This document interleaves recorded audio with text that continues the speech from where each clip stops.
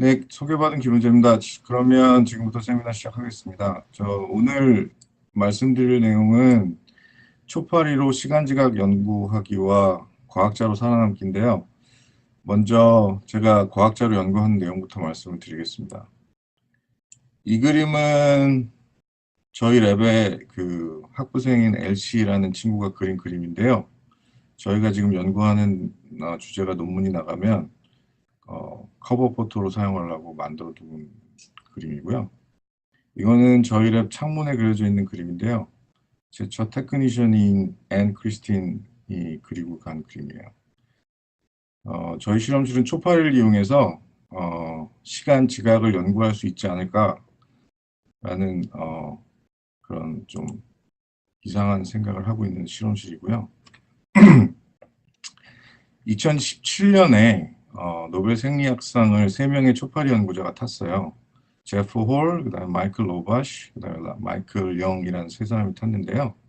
그 사람들이 1970년대에 서큐디안 리듬이라는 걸 그거에 관련된 유전자들을 발견을 하고 처음 발견된 유전자가 피리어드라는 쥐이었거든요. 그래서 그걸 발견한 코노프카는 죽어서 노벨상을 못 탔지만 그 사람이랑 동시에 연구했던 사람들이 3명이 노벨상을 탔죠. 그래서 자연계에는 다양한 종류의 그 타이밍, 그러니까 시간이 있어요. 그러니까 우리 생물이 살아가는 데 있어서 중요한 시간들이 다양한 수준으로 존재하는데 가장 길게 뭐 우리가 느낄 수 있는 건 계절도 있겠지만 일단 매일매일 살아가는 데 있어서 생물에게 가장 중요한 타이밍은 우리가 서크디안 타이밍이라고 부르고요. 그다음에 그거는 우리가 잠을 자고 먹고 자고 하는데 굉장히 중요한 역할을 해요. 2017년 노벨상은 이 서크디안 타이밍의 유전학적 기초를 밝힌 3명의 초파리 연구자에게 돌아갔죠. 그 다음에 우리 인간이 가지고 있는 굉장히 특별한 능력 중에 밀리세컨 타이밍이라는 게 있어요. 그 밀리세컨 타이밍은 뭐냐면 우리가 예를 들어서 피아노를 치거나 그다음에 플룻을 불거나 아니면 말을 하거나 지금 여러분들이 제가 하는 말을 분절들로 다 알아들을 수 있잖아요. 그리고 이해할 수 있죠. 그 메커니즘이 밀리세컨 타이밍이에요. 그런 능력이 우리 뇌에 있기 때문에 우리가 아주 짧은 시간의 타이밍을 인지해서 우리가 그걸 어떤 음악이라고 이해하고 혹은 또 말이라고 이해할 수 있는 거죠. 그 중간쯤에 몇 초 단위에서 몇 시간 단위의 그런 시간을 인지하는 능력도 동물들이 가지고 있는데 그거를 인터벌 타임이라고 불러요.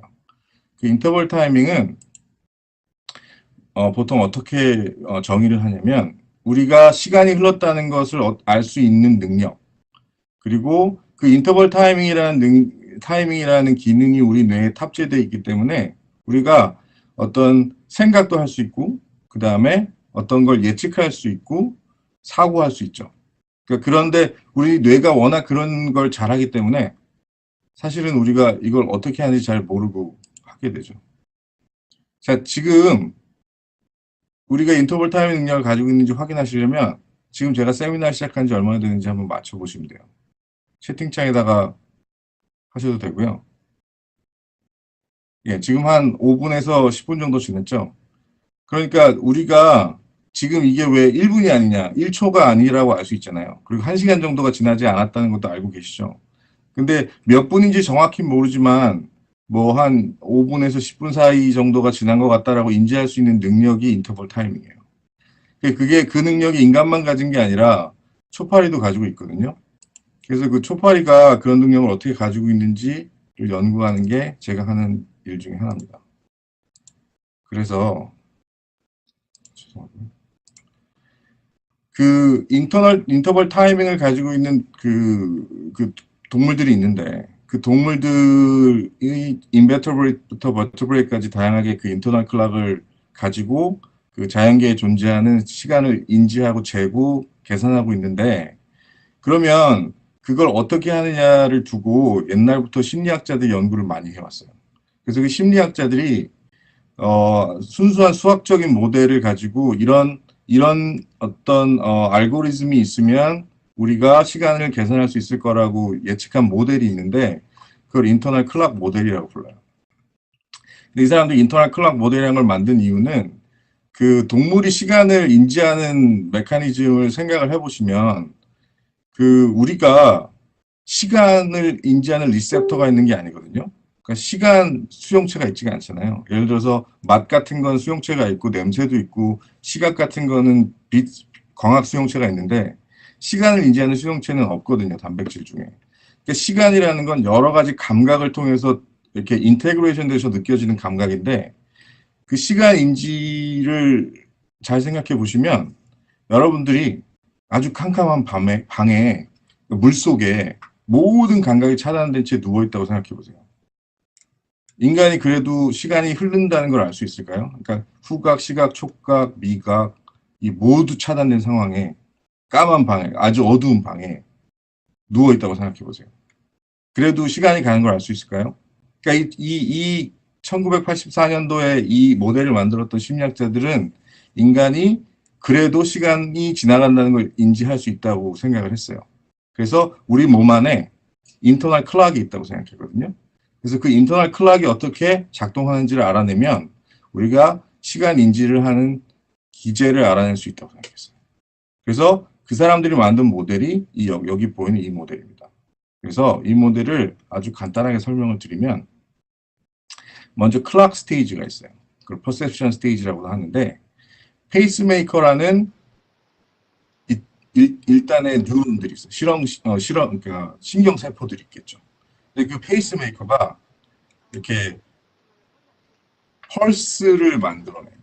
그러면 그 펄스가 제너레이션 되는데 그 제너레이션 되는 펄스를 스위치가 껐다 켰다 할 수 있어요. 그러면 그 스위치가 꺼질 때까지 이 펄스가 어큐뮬레이터에 저장이 돼요. 네, 그러면 어떻게 되냐면 그 어큐뮬레이터에 찬 만큼 그 신호가 메모리 서킷으로 들어가고 그럼 그 메모리 서킷에 있는 그 워킹 메모리와 원래 우리가 기억하고 있었던 시간 인지에 대한 메모리가 비교가 돼요. 그걸 하는 서킷을 컴패레터라고 부르고요. 그럼 그 컴패레터가 워킹 메모리와 레퍼런스 메모리를 비교해서 시간이 얼마나 지났는지 알 수 있게 되는 거죠. 그게 1984년도, 그러니까 60년대부터 80년대 사이에 심리학자들과 인지과학자들이 주장했던 모델, 인터널 클락 모델이에요. 근데 이 인터널 클락 모델이 심리학에서 굉장히 연구가 많이 된 모델이고 유명한 모델인데 그 인터널 클락이 우리 뇌에 어디에 있는지 뭐 어떻게 작동하는지에 대해서 심리학적으로는 많이 연구가 되어 있지만 아주 정확한 그 신경세포나 뭐 이런 것들은 연구가 되어 있지 않아요. 근데 심리학에서는 어떤 연구들을 해왔냐면 우리 몸에 있는 인터널 클락이 여러 가지 자극에 의해서 영향을 받는다는 걸 알아낸 거죠. 첫 번째가 우리가 소셜 그리고 이모셔널한 어떤 그 자극들이 우리 시간 인지에 영향을 미치는데요. 간단하게 생각해 보시면 지금 이 강의 듣는 건 되게 재미없잖아요. 지루하고 시간이 잘 안 가죠. 아니면 뭐 재미없는 교수님이 하는 강의실에 들어갔다는 건 되게 재미없잖아요. 시간이 안 가죠, 한 시간이. 근데 이제 친구들하고 만나서 막 웃고 떠들고 술 마시고 그러면 시간이 되게 빨리 가잖아요. 그거 다들 아실 거예요. 그게 왜 그러냐면 우리가 처해 있는 사회적인 조건들이 우리의 시간인지 영향을 미쳐요. 그래서 그리고 또 하나가 뭐가 있냐면 여기 보면 애딕션하고 어텐션이 있죠. 예를 들어서 게임 같은 거 하면서 밤새 보신 분 많잖아요. 다들 한번 해보잖아요. 근데 그 게임을 하면 왜 시간이 가는지 잘 모르냐면 우리가 어떤 것에 굉장히 집중을 하게 되면 시간 인지 능력이 사라져요. 그래서 이 인터널 클락이 작동을 안 해요. 그러면 시간이 얼마나 가는지 알 수 없는 거예요. 아시겠죠? 그래서 그런 걸 일부러 유도하는 것들이 있어요. 그래서 그 아편 계열의 약을 먹으면 그렇게 그 뽕에 취한다고 그러잖아요. 그 뽕에 취한 사람들은 시간이 얼마 가는지 잘 몰라요. 왜 그러냐면 이 아편계 약이 우리 몸에 있는 도파민이나 이런 계통을 건드려서 우리가 시간 인지를 못하게 만들거든요. 그 다음에 연구된 바에 의하면 우리 왜 나이가 들면 왜 시간이 너무 빨리 간다고 불평들 하시잖아요. 저도 요즘 그런데 그게 그 바이올로지컬 클락하고 에이징하고 인터널 클락이 또 연관이 돼 있어요. 그래서 그 생물의 시간 인지는 굉장히 주관적인 거기 때문에 바디 템퍼레처, 그러니까 예를 들어서 적도에 사는 사람하고 극지방에 사는 에스키모하고는 시간에 대한 관념과 감각이 다를 수도 있다는 거죠. 그것도 알려져 있고요. 그 다음에 남자와 여자가 시간에 대해서 느끼는 인지가 달라요. 그러니까 누가 더 시간을 빨리 느끼냐, 늦게 느끼냐는 남녀에 따라서도 다르고 개인차도 있고 나이에 따라서 다르고 그 다음에 여러 가지 우리가 겪는 조건들에 의해서 달라요. 그래서 생물이 겪는 시간 인지는 굉장히 주관적이다. 근데 이 인터널 클락이라는 걸 심리학자가 아니라 생물학자가 연구하려면 뭔가 그 구체적인 연구 대상이 물질로 존재해야 되잖아요. 정신 같은 게 아니라. 근데 그 보통 생물 신경과학자들은 그걸 신경세포들의 연합인 뇌라고 생각을 하죠. 그래서 우리가 인터널 클락을 신경과학자가 연구하려면 우리가 연구하는 대상인 신경세포들을 연구할 필요가 있는 거죠. 저는 보통 어떤 걸 가지고 연구하냐면요. 여기 보여드리는데, 이렇게 초파리들이 지금 쫓아다니는 애들이 수컷이고요. 도망다니는 애들이 암컷이거든요. 비슷하죠. 사람 사회랑. 근데 얘네들이 여기 보면 메이팅 하는 애들이 지금 오른쪽 끝에 보이고요. 중간에도 보이죠. 메이팅을 시작해서 메이팅이 끝날 때까지 한 20분 정도가 걸려요. 20분 정도 걸리거든요. 근데 그 20분이 지나면 메이팅을 끝내는데 2008년도, 2009년도쯤에 어떤 진화생물학자들이 어떤 논문을 냈냐면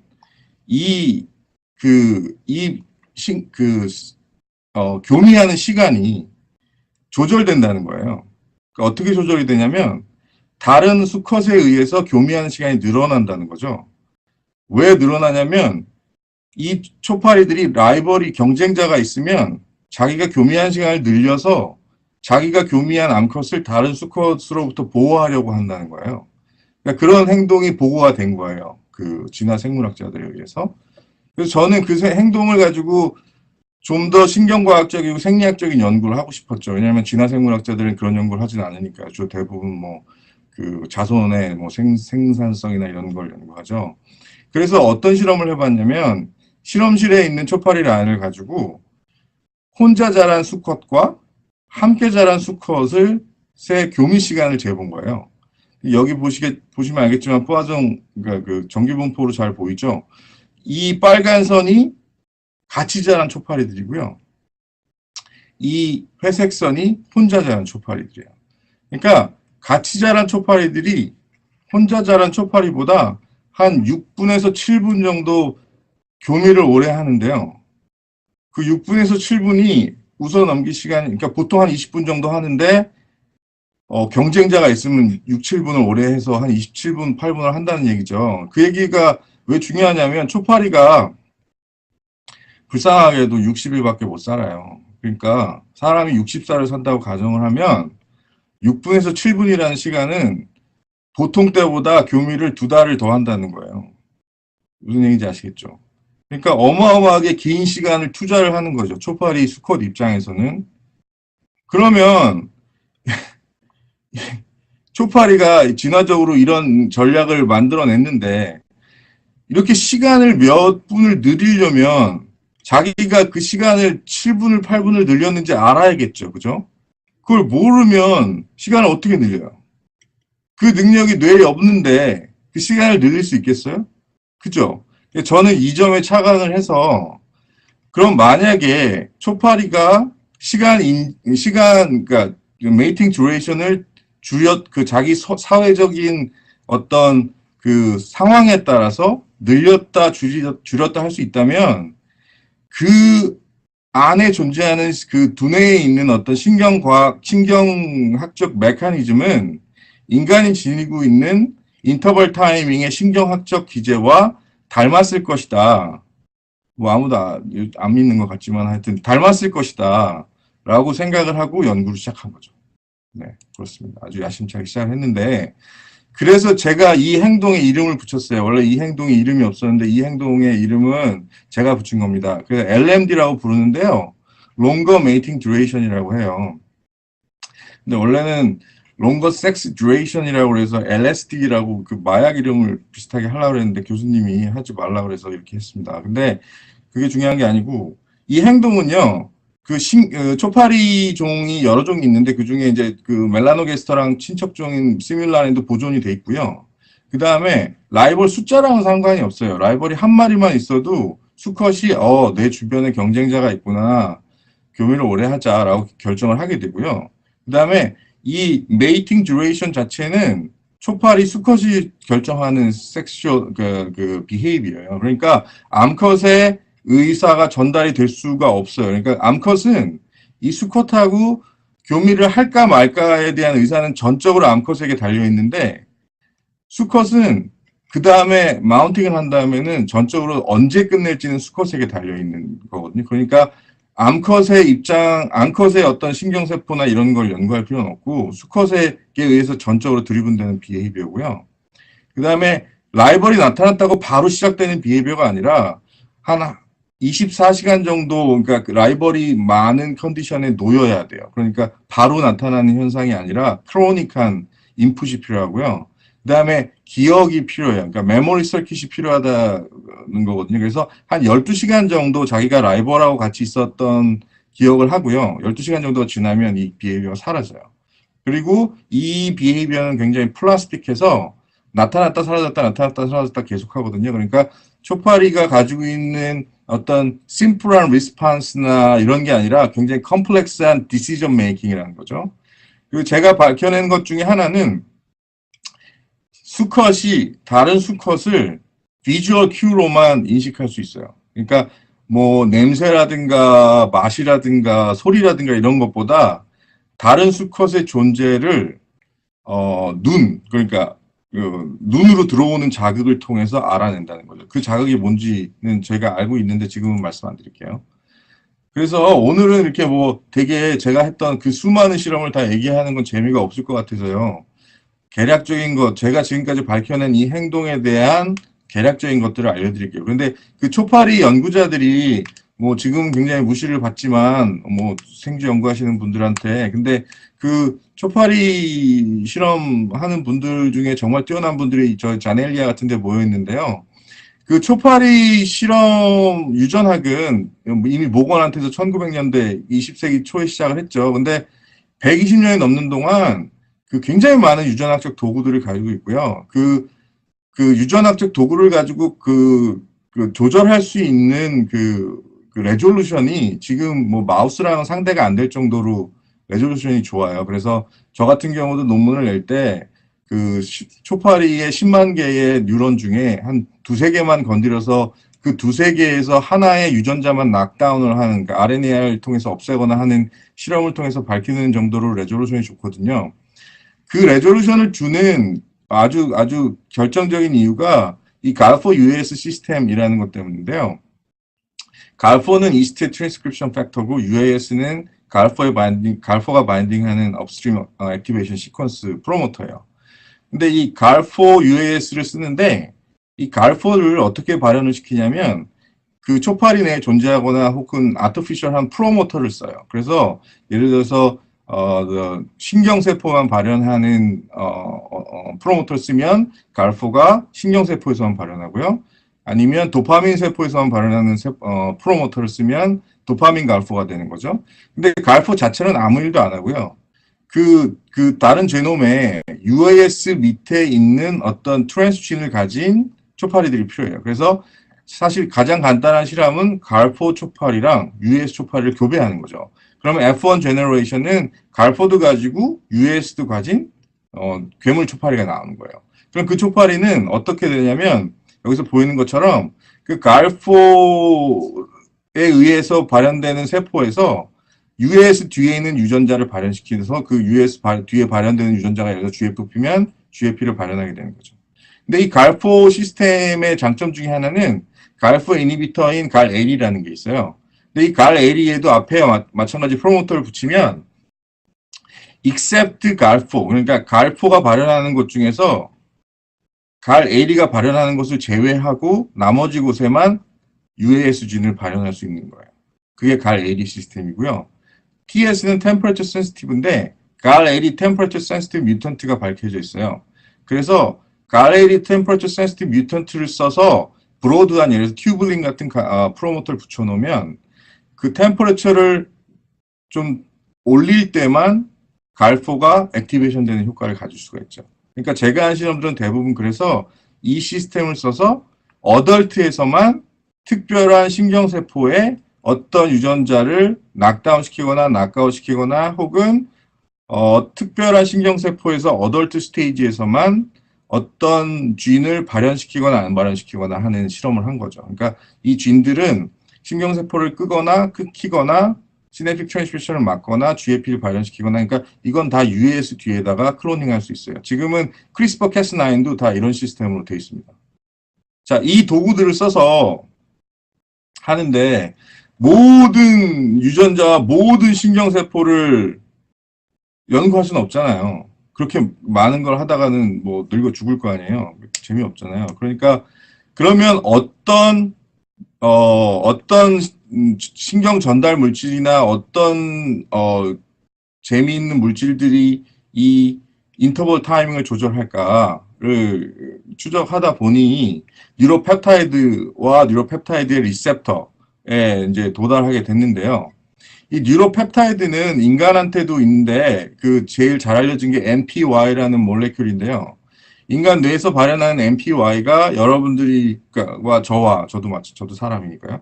저도 이제 그 배가 고프게 만들거나 배가 부르게 만드는데 필요한 대부분의 시스템이 뉴로펩타이드 시스템이에요. 그래서 뉴로펩타이드 시스템은 그 굉장히 대부분의 동물계에 보존되어 있는 시스템이고요. 그리고 대부분의 동물의 피지올로지와 비헤이비어를 조절하는 데 사용이 돼요. 그리고 굉장히 에인션트한 시스템이고요. 뉴로펩타이드는 그 굉장히 적은 수, 1%도 안 돼, 전체 파퓰레이션의 1%도 안 되는 세포에서 만들어지는 펩타이드고요. 근데 신경세포가 만드니까 뉴로펩타이드라고 하겠죠. 그리고 GPCR로 되어 있는 리셉터에 바인딩 했을 때만 신경세포나 어떤 다른 세포에게 그러니까 어떤 신호를 전달할 수 있어요. 그리고 초파리, 인간한테는도 한 100종류 정도밖에 없지만 초파리도 한 40 몇 종류 정도의 뉴로펩타이드가 있어요. 그러니까 신경 전달 물질이라고 하면 우리가 보통 뉴로 트랜스미터를 생각하는데 뉴로 트랜스미터는 굉장히 빠르고 아주 근접 부위에서 여기 있죠. 시냅틱 트랜스미션. 근접 부위에는 시냅스에서만 작동하는 시스템이잖아요. 그리고 아주 국소적으로. 근데 뉴로펩타이드는 그것보다 좀 더 느리지만 좀 더 그 스테디하게 그리고 좀 더 넓은 영역에 작용하는 그런 역할을 하는 신경 전달 물질이에요. 그래서 그 어떤 그 시냅틱 뉴럴 파이어링이나 이런 걸 연구하는 계산신경 과학자들 이런 사람들은 뉴로펩타이드 되게 싫어해요. 왜냐하면 자기네 계산을 되게 복잡하게 만들거든요. 하지만 이제 그 신경세포 연구하는 사람들한테 뉴로펩타이드 굉장히 중요하죠. 그래서 롱스토리를 짧게 만들면 그래서 지금까지 제가 연구한 건 이런 겁니다. 그래서 이 LMD라는 비헤비어를 조절하는 아주 최소한의 신경계가 신경 서킷, 그러니까 신경 회로가 무엇이냐를 다양한 아까 보여드린 도구를 가지고 실험을 해보니 그러니까 저는 매일 초파리가 교미하는 걸 봤겠죠. 한 뭐 수백 쌍이 매일 교미하는 걸 봤었는데 포스닥 때. 그래서 요즘엔 안 보죠. 요즘은 제 학생들이 보는데요. 그 라이벌이 이렇게 비전에 의해서 이렇게 인지가 되면 이 시각과 그러니까 컬러, 색깔과 움직임이 다 중요해요. 그러니까 색깔과 움직임이 모두 필요한 비헤이비어예요. 그래서 그걸 가지고 라이벌의 존재를 알아낸 수컷 초파리는 이 눈 어디선가 어딘지 몰라요 아직. 근데 그걸 찾고 있죠. 근데 그 어디선가 그 두 자극을 취합해서 서커디안 그러니까 2017년에 노벨상 탔자고 그랬잖아요. 그 사람들이 밝힌 게 이 서커디안 클락 셀들인데 한 초파리 뇌에는 한 150개 정도 되는 클락 셀들이 있어요. 근데 이 서커디안 클락 셀 중에 SLMB라고 불리는 세포로 취합돼 들어가는 것 같아요. 그 정보가. 그럼 그 정보가 PDF라는 뉴로펩타이드에 의해서 여기 LND라고 불리는 또 다른 lateral circadian clock 셀로 들어갔는데 여기 있는 두 개의 세포에서만 이 PDF에 대한 리셉터인 PDF 리셉터를 발현하고 있어요. 그래서 이 두 세포에서만 이 PDF 리셉터를 없애버리면 이 비헤이비어 전체가 사라져요. 그리고 이 네 개의 세포에서만 PDF 유전자를 없애버리면 이 비헤이비어가 사라지고요. 전체가 PDF가 없는 뮤턴트에서 이 네 개의 세포에만 PDF를 다시 넣어주면 이 비헤이비어가 다시 나타나기도 해요. 굉장히 재밌죠. 초파리 그걸 할 수 있는데 생쥐는 그런 거 못하죠. 네. 네, 그런 걸로 알고 있습니다. 근데 이제 그러면 이 PDF 리셉터로 들어간 신호가 NPF라는, 그러니까 NPF는 그 휴먼 MP와의 호몰로그이기도 한데요. 이 뉴로펩타이드 F가를 발현하는 세포가 이 PDF 리셉터 세포 주변에 있어요. 근데 이 세포는 있잖아요. 그 수컷에만 있습니다. 수컷에만. 그러니까 이 두 세포는 암컷엔 아예 존재하지가 않아요. Sexually dimorphic한 셀인데요. 그러면 그 신호를 얘가 받겠죠. 그래서 뉴로펩타이드 리셉터, F 리셉터를 발현하는 세포로 보내는데 그 서킷을 다 뒤졌는데 그 뉴로펩타이드 리셉터를 발현하는 그 수많은 셀들 중에 여기 아까 그 이 시각 자극이 들어온 이 네 셀에서만 뉴로펩타이드 리셉터 1이 발현되면 LMD가 나타나요. 그러니까 MPF 시그널은 다시 피드백을 통해서 이 일로 들어간다는 거죠. 그러니까 이 PDF와 MPF라는 뉴로펩타이드의 어떤 상호작용이 그 이후에 여기서 계산된 어떤 정보인가가 이 엘립소이드 바디라고 불리는 시각 기억을 담당하는 중추로 들어가요. 이렇게 동그랗게 생겼거든요. 그래서 이 메모리 서킷이 여기 있는 것 같은데 그 다음에 이제 저희가 연구하고 있는 것 중에 하나는 이 C4A라고 불리는 4개밖에 없는 이 뉴로펩타이드를 발현하는 C4A라는 뉴로펩타이드를 발현하는 세포가 있거든요. 이 세포와 어떤 상호작용을 하는 것 같아요. 그래서 그 이후에 초파리가 섹스를 오래 하거나 줄이거나 느리게 하는데 발현하는 어떤 관여하는 세포들이 존재하는 것 같다라는 게 제가 포스닥 기간 동안에 했던 연구고요.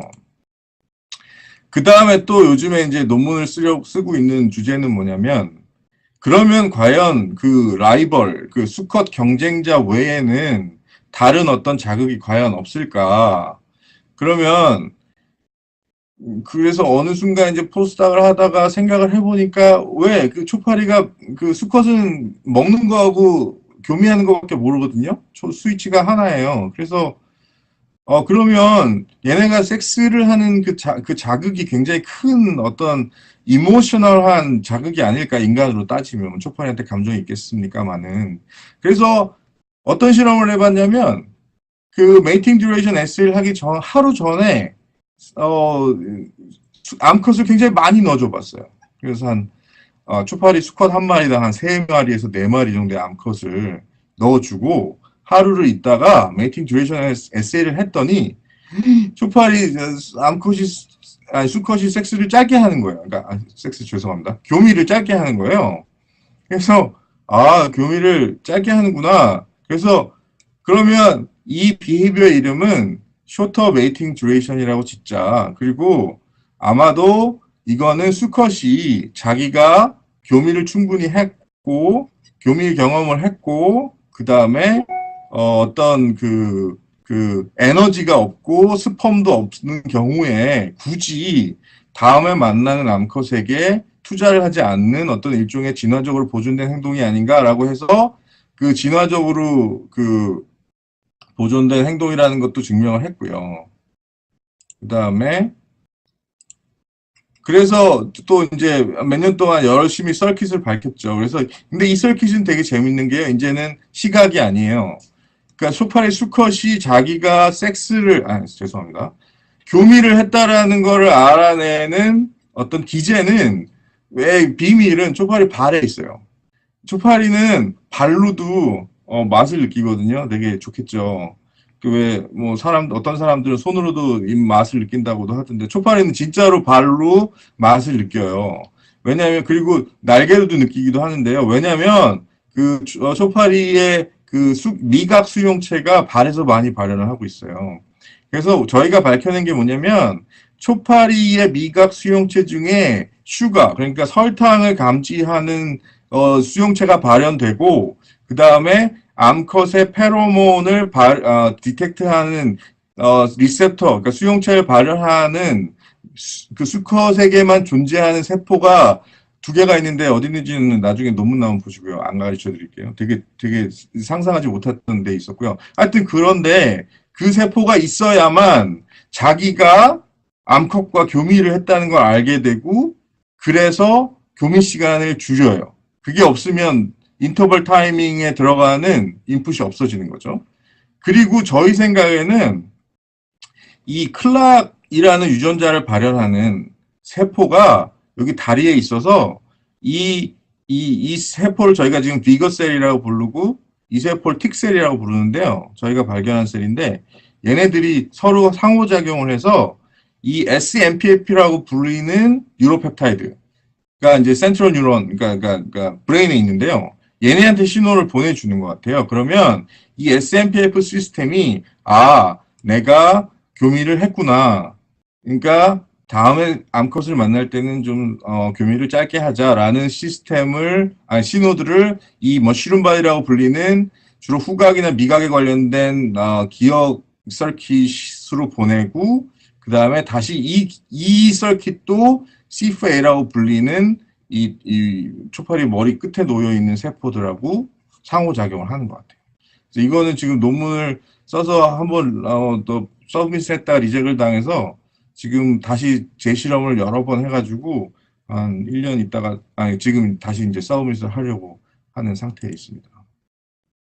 저희 실험실에서는 이 주구장창 초파리 교미 시간만 보는데요. 물론 다른 일도 하긴 하지만 교미 시간이 제일 재밌어서 제가 제일 잘하기도 하고 세상에서 저밖에 안 하고 있거든요. 그래서 하는데 또 그 학부생이 되게 재미있는 연구 주제를 제안을 했어요. 한 1년 전에. 그게 뭐냐면 그 심리학 논문을 뒤지다 보니까 인간의 체온이 시간 인지랑 관련이 있다는 논문이 옛날에 네이처에 나왔더라고요. 1960년대. 그래서 이 학부생이 어떤 실험을 했냐면 초파리들을 29도 혹은 20도에 놔둔 거예요. 두 그룹이 있는 거죠.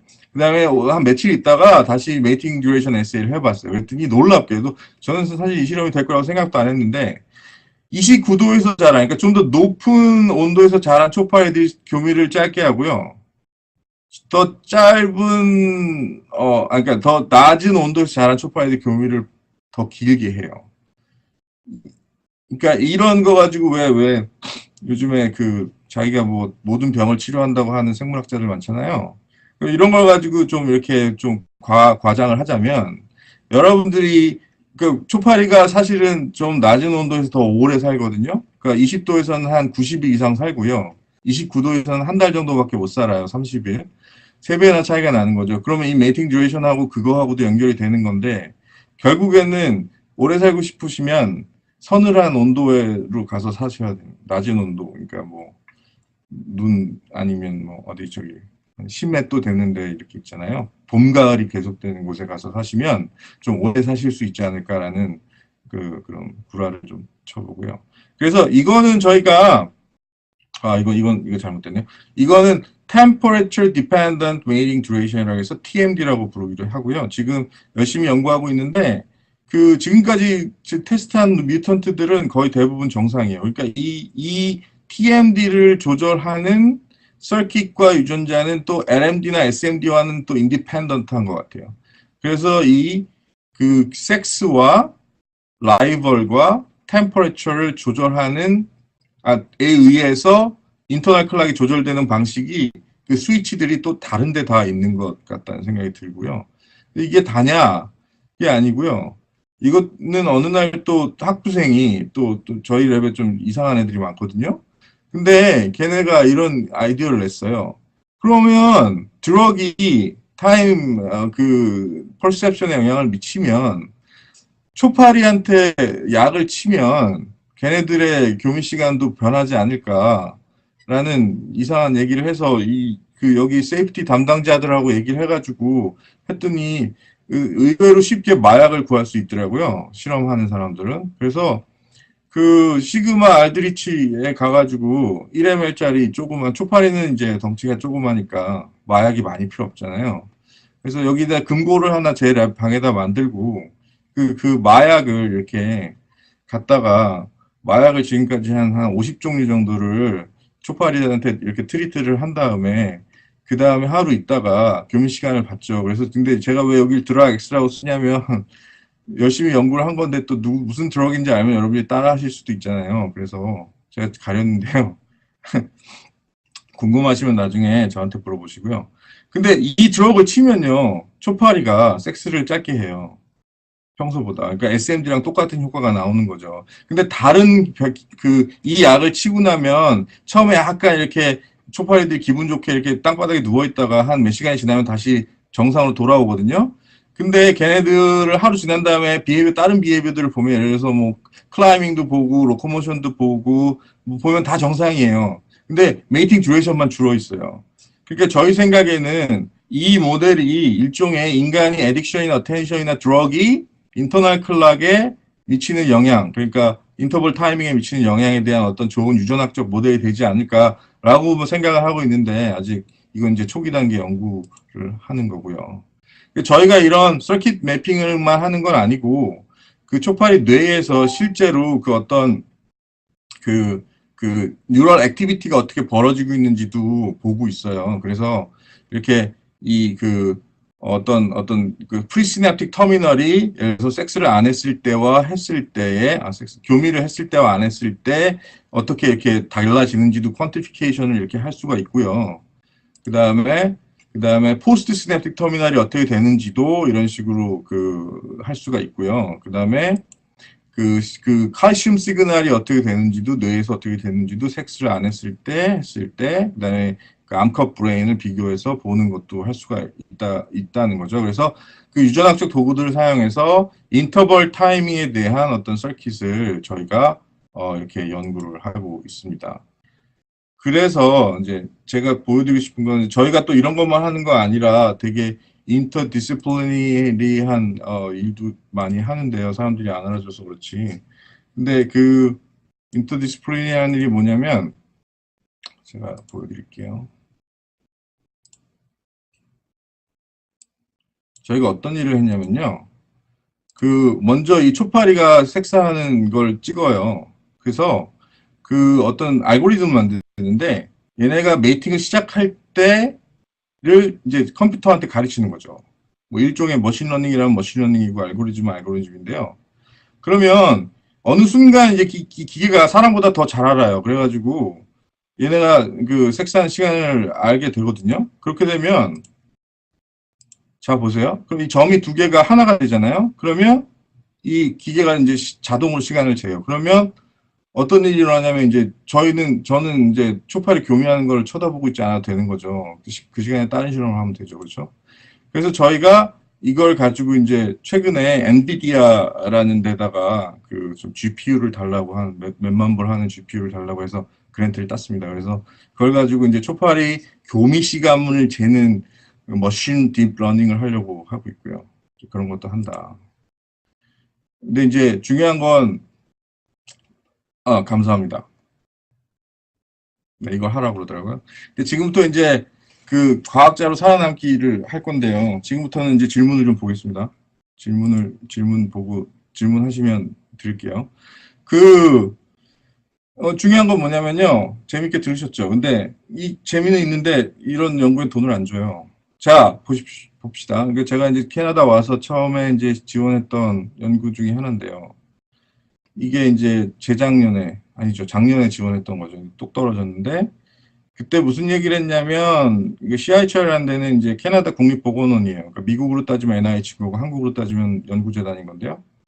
그러니까 여기도 이제 어떤 뭐 헬스 리서치니까 디지즈 관련되거나 아니면 좀 응용이 가능한 연구에 대한 바이어스가 있겠죠. 근데 아까 보셨겠지만 제 연구가 어디 뭐 그런 게 있겠습니까? 그래서 이제 제 연구를 이런 어떤 세타이어티 서킷에 이제 대응을 시킨 거죠. 그래서 인간이 밥을 많이 먹으면 원래 과학자들이 이제 좀 살아남으려면 거짓말도 하고 그러잖아요. 근데 이게 밥을 먹으면 어느 순간 포만감이 느껴지죠. 그죠? 그럼 밥을 안 먹겠다라는 결정을 하게 되잖아요. 그리고 계속 먹으면 죽거든요. 그죠? 계속 먹으면 죽으니까, 아, 내가 이만큼 먹었으니까 먹지 말자라는 시스템이 있단 말이에요. 저희 위장하고 뇌가 서로 상호작용하는. 거기에 이제 뉴로페프타이드들이 관련을 하는데, 제가 SMD 아까 보셨잖아요. 그러니까 섹스를 하면, 그러니까 교미를 하면 어느 순간 수컷이 그 에너지 밸런스를 위해서 교미 시간을 줄이죠. 그게 아까 보셨겠지만 슈가 리셉터가 있는 세포, 미각 세포를 사용한다고 그랬잖아요. 그러니까 그리고 아까 본 SMPF라는 뉴로펩타이드도 사실은 우리 세타이트랑 관련 있는 뉴로펩타이드예요. 포만감하고. 그러니까 되게 신기한 그 매치가 있죠. 비록 섹슈얼 비헤이비어고 피딩 비헤이비어지만 서로 그 서킷은 컨저브가 돼 있다는 거죠. 그러니까 어떤 때는 메이팅을 줄이기 위해서 쓰고 어떤 때는 포만감을 나타내기 위해서 쓴다는 거죠. 그래서 제가 이런 걸 이제 지원을 한 거죠. 자, 브록 초파리의 교미 시간 연구지만 이걸 연구를 잘 하면 우리가 뭐 이렇게 너무 많은 비만이나 이런 어떤 그 심각한 사회의 문제를 해결하는 데도 사용할 수 있다라고 거짓말을 쳤다 떨어졌고요. 자, 그 다음에 그랬더니 리뷰어가 이제 그런 거 연구하지 마라. 너 왜 거짓말하니? 그렇게 연구하는 사람이 있더라고요. 아마 초파리 연구하는 사람이었던 것 같은데. 그래서 원래 내가 연구하던 거를 그럼 좀 더 깊게 연구하는 프로포저를 써볼까. 그래서 이렇게 초파리 다리에 있는 이런 그 픽셀과 그러니까 비거셀 그러니까 이제 어떤 페로몬과 어떤 슈가를 나타낸 그러니까 디텍트하는 세포와 이 페리페랄 그러니까 초파리의 다리에 있는 페리페리에 있는 신경세포 그러니까 클락이라는 유전자를 발현하는 그러니까 일종의 클락셀이겠죠. 그 세포가 간의 어떤 상호작용에 의해서 인터널 클락이 조절되는 거 아닐까. 그래서 이 세포가 예를 들어서 펄스를 이렇게 제너레이션 하고 있는데 섹스를 하게 되면 이 펄스의 뭐 인터벌이라든가 이런 게 달라져서 이 클락셀에 의해서 그게 받아들여진 다음에 이게 센트럴 뉴런으로 가서 교미 시간을 줄이는 데 사용하는 어떤 일종의 인터널 클락에 대한 아주 재미있는 유전학적 모델을 제공해서 나중에 인간의 인터널 클락에 대한 어떤 유전학적 이해에 기여를 하게 되지 않을까라는 솔직한 얘기를 했는데 떨어졌고요. 그래서 이제 어떻게 하면 그러면 연구비를 받을 수 있을까? 그걸 생각해야 되잖아요. 그죠? 그래서 그러면 다들 디시즈를 연구하니까 나도 디시즈를 연구해야 되겠구나. 해서 그 초파리에서 유명한 것 중에 하나가 이제 파킨슨이라든가 알츠하이머나 뭐 파킨슨 그다음에 뭐 이런 거 연구하거든요, 사람들이. 뭐 초파리 눈에다가 이렇게 파킨슨 관련된 유전자를 막 과발현 시켜가지고 눈이 뭐 죽으면 파킨슨이다 이렇게 얘기를 하는 얘기들을 해서 네이처에도 내고 뭐 그랬는데요. 저도 초파리의 그 어떤 ALS 모델이 있어요. 그러니까 루게릭 디지즈라고 하는데 거기에 C9orf72라는 휴먼 주인이 있거든요. 그 유전자가 이제 그 어떤 그 두 가지 아미노시드가 다이펩타이드가 리핏돼가지고 나오는 병이라고 생각을 하는데요. 그게 RNA 프로세싱 메커니즘을 이렇게 디스럽트 한다고 생각하는데 그걸 써서 이제 ALS 캐나다라는 데 넣었죠. 근데 이거는 아직 안 떨어졌네요. 근데 이건 언제 밝힐지 모르겠고 이런 것도 했다는 거고요. 그 다음에 그러면 지금까지 제가 그 펀딩을 받은 리서치는 뭐냐 이런 건 다 제가 메인으로 했던 연구는 다 펀딩이 안 됐고요. 이런 거가 이제 됐는데 이거는 트래블 어워드가 됐거든 그랜트가 됐거든요. 근데 이건 뭐냐면 이 초파리 수컷이 아까 그 시각만으로 다른 경쟁자를 알아낸다고 그랬잖아요. 그게 되게 신기한데 그 초파리 수컷이 인지하는 게 뭐냐면요. 왜냐면 초파리 수컷 앞에다가 거울을 갖다 놓으면 얘네들이 그거를 경쟁자로 인식을 해 나중에. 제가 그래갖고 그걸 논문에 냈었는데 결국에는 큐가 뭐냐면 이 빨간 조그만 점들이 왔다 갔다 하는 거 있잖아요. 그게 계속 되다 보면 어느 순간 초파리 수컷이 내 주변에 경쟁자가 많구나라고 느껴요. 그러니까 초파리 수컷한테 빨간 점이 왔다 갔다 하는 거는 일종의 그 야동인 거죠. 그죠? 그러면 어떤 생각을 했냐면 그러면 그걸 이용하면 어떤 버추얼 리얼리티를 만들 수 있지 않을까 초파리한테. 그래서 그러면 이런 아이패드에다가 그 가짜 자극을 만드는 거죠. 그 초파리 수컷이 아니라 가짜 자국으로 그래서 그 점 같은 게 막 왔다 갔다 하는데요. 그 점 같은 게 뭐 크기와 속도와 색깔과 뭐 그런 거를 이렇게 막 조절하면 이 교미 시간을 리드아웃으로 해서 어떤 초파리 수컷의 시각에 대한 서킷을 되게 재밌는 걸 알아낼 수 있지 않을까라고 했는데 이거는 주더라고요. 버추얼 리얼리티가 이렇게 통한 거야. 이 버추얼 리얼리티가 요즘 핫하잖아요. 이런 걸 쓰면은 그랜트가 된다. 과학자로 살아남으려면 이런 걸 배우시라. 그 다음에 또 이제 저희가 이제 하는 것 중에 재밌는 게 하나만 보여드릴게요. 이거는 뭐냐면 저희가 이제 초파리 아까 말씀드렸다시피 아까 초파리 피딩을 하려고 했다고 그랬죠. 그래서 저희가 급하게 이제 초파리 피딩을 오토메이션으로 이제 그러니까 좀 자동화해서 재는 그 기계를 직접 만들어 보았거든요. 여기 엔지니어들하고. 그래서 이게 기계인데요. 이 초파리를 한 마리 여기 넣습니다. 그러면 얘가 여기 있잖아요. 그러면 얘가 이제 여기 가운데 있는 밥을 먹을 때마다 이 센서가 디텍트를 해서 우리한테 얘가 밥을 먹는 타이밍과 인터벌과 듀레이션과 이런 걸 다 알려줘요. 그래서 이걸 저희가 fly fat이라고 부르는데요. 이 fly fat을 좀 이게 팔아먹으려고 하거든요. 근데 워낙 그랜트를 안 주니까 이런 거라도 해서. 그래서 이게 저희가 만들었던 광고 비디오고요. 아직 시제품은 안 나왔는데 지금 프로토타입은 나와서 테스트하고 있어요. 그러니까 초파리 피딩 비헤이비어를 연구하기 위해서 필요한 어떤 기계예요. 그래서 이거는 저희가 디자이너가 만들었던 광고 비디오고요. 보세요.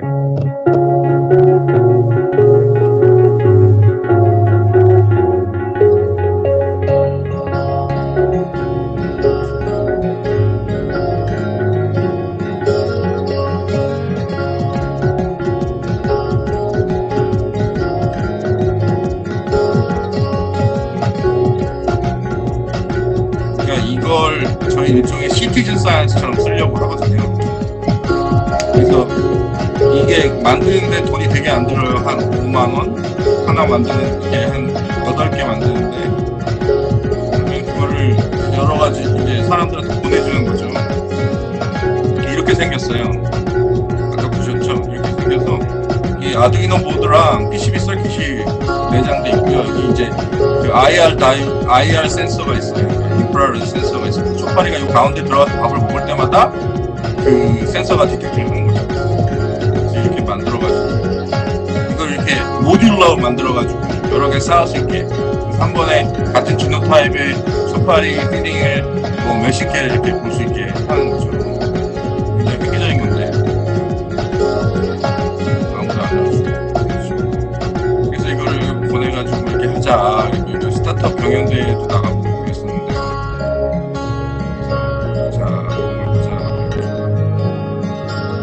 꿈은 크죠. 이렇게 이걸 여기 병원 유니버시티 학교에 보내가지고 사람들이 초파리 피딩을 연구해서 우리한테 보내주면 그 데이터 해가지고 어떤 논문을 만들어보자 이런 꿈을 꿨는데 연구비가 없어가지고 네, 그런 거고요. 그렇죠. 꿈은 큰데 항상 꿈은 크죠. 그래서 이게 얼마 전에 네이처인가 사이언스인가 실린 에세이였죠. Another tenure track scientist bites the dust라고. 또 한 명의 정년 트랙 과학자가 쓰러지다 이렇게 해서 났었는데 사실은 정년 트랙으로 들어간 과학자들 중에 정년 트랙을 못 받고 다른 직업을 찾게 되는 교수들이 많죠. 저도 그렇게 될지 모르고요. 그렇게 될 것 같고. 그래서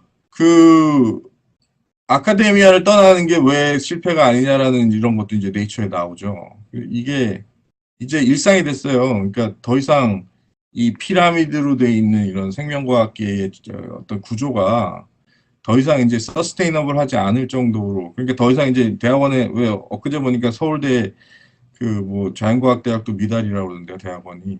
그러니까 캐나다도 마찬가지거든요. 미국도 그렇고요. 미국은 아마 이민자가 많아서 아닌지 모르겠어요. 캐나다도 마찬가지고요. 대학원에 잘 안 들어와요.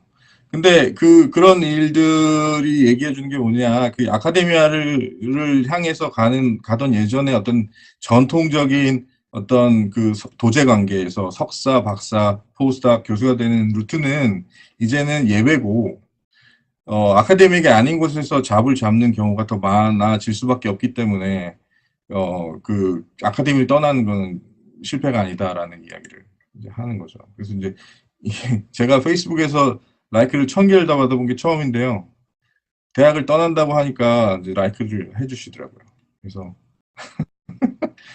대학을 떠날 결심은 했는데 이제 그래서 이게 제 마지막 세미나가 될 수도 있겠죠. 앞으로 학회 같은 거는 안 갈 생각인데 그래서 제가 이런 일들을 하고 있는데 요즘에 그래서 좀 재밌는 일들을 하려고 하고 있고 그래서 이게 저희 실험실 멤버들이고 항상 멤버들은 뭐 왔다 갔다 하는데 실험실 멤버들이고 그러면 지금부터 질문 받겠습니다.